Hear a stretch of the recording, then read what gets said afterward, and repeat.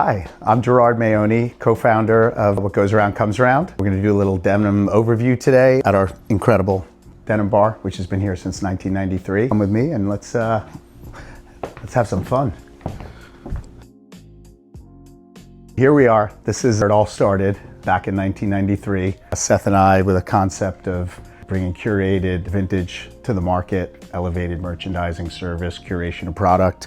And back when, which I think a lot of people don't know about us, if you now know us from vintage designer bags and designer clothing, really denim was kind of the start of the business. And at that time when we started, there was a big buzz, a big Japanese following where they were buying up all the great older denim throughout the country. And we kind of caught on to this and we realized all of a sudden people were just like grabbing at, stacks of denim and buying it, and we're like, what's going on here? We caught on quickly, and there was a big trend all throughout the country, from miners to ranchers, thrifters throughout the country. And this is all pre-internet, pre-cell phones basically.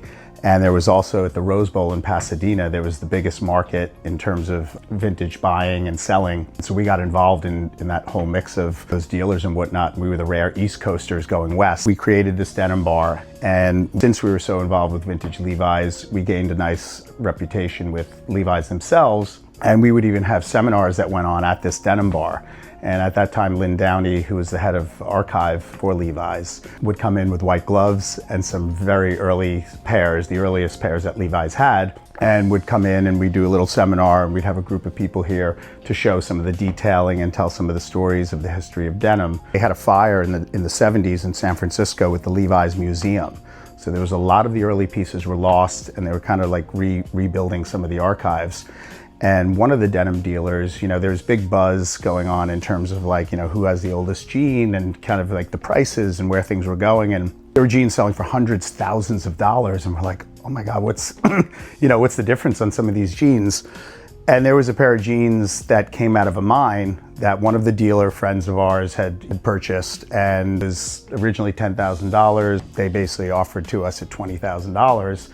And we were like, oh my God, that sounds insane. We realized, maybe Levi's needed this for their museum. And at that time, this could be one of the oldest pairs of jeans. We wound up kind of doing a little middle deal where we wound up buying them for $20,000, selling them for $25,000. And, at that point, again, it wasn't like there was social media or anything, but it was kind of a big deal. It got picked up by the Washington Post, then went to like CNN.